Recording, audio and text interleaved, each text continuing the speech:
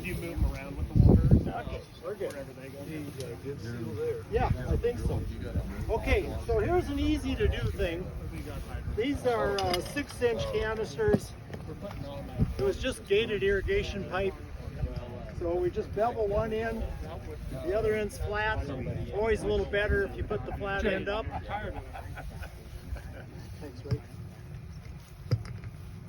Ray said you were going to put 2 of them in. Yeah, we'll put one over there if I'm strong enough.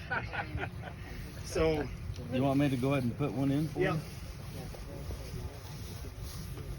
Did you want the hammer or you want to push it in by hand? Okay, so it's 6-inch. So what you need is 444 mils. Water bottle's 500. You might have to take a drink out of it. But 444 mils gives you an inch of water. Okay. Now if you got bare soils, you want to use a little saran wrap. Put it in the bottom of the canister. Then pour your water in. Then when you're ready to time it, pull the saran wrap out. If they're bare soils, why would that be? They don't seal? They don't seal shut because you're going to seal all those pores shut just when you pour the water on that bare soil. Okay, so you microscopically slake those shut. And it's that fast. It's that fast. It's that quick. And so consequently, when you look here, I don't even see any soil. So do I need the saran wrap? No, because we got covered. Okay, so we need somebody with a timer, maybe somebody with a smartphone, run their timer, maybe somebody. I got it. Okay, okay. I'll tell you when we're ready. Just a sec. Gotta get it pulled up. So we're going to go ahead. So if I was doing this for USDA, I'd do 5. No kidding. Do 5 canisters.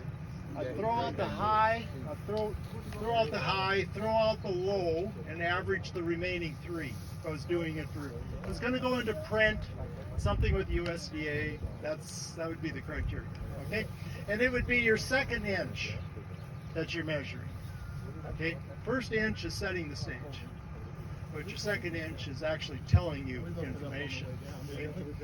And then when you're done, you take your spade and you pop it upside down. And you see how uniformly wet you are across. Sometimes it's just a macro pour or two. The water's going through and the rest of it's dry. So it tells you stuff. Okay. So we're ready for the timer. Ready. Okay. Start the timer.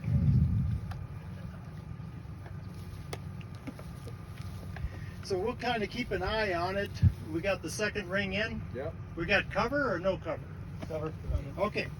So I'm going to give you guys a bottle of water. Mike, can you get the thing? Yeah, I think you're at the line now, aren't you? When you hold the bottle up, I think the water's right at the 444 line. That's North Dakota water. I would not drink it. Yeah, don't drink it. Don't drink it, Mike. So we need another timer for that one. Okay, we have one right here. Yeah, you got it. Okay, so go ahead and start them at the same time. 3, 2, 1.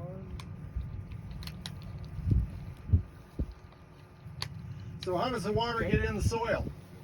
Anyone? How does the water get in the soil? Pore space.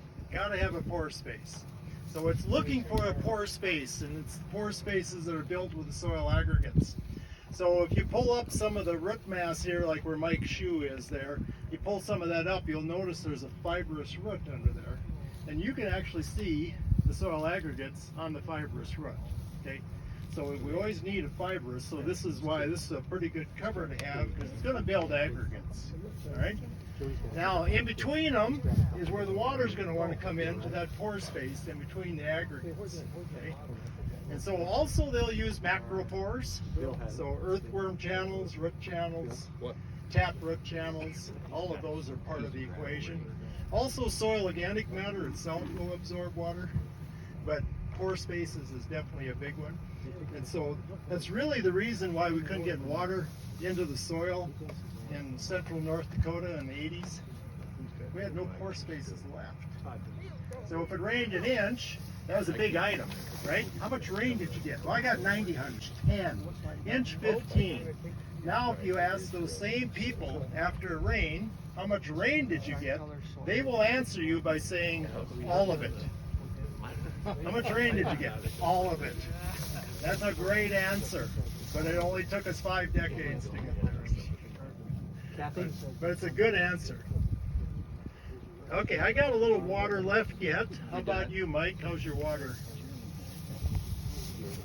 A little water left over there yet? A little bit left. Okay, I'm getting awful close here. Now you wanna make sure there's no water left on the surface. You kind of want to lose that sheen, if you will. There's kind of a shine or a sheen on there, so you kind of want to get rid of that. You also want to have them level.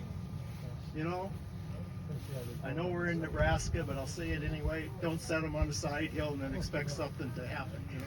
Okay. And if we were in row crop, I would put one in the row. I'd put one in between the row. I would stagger that out.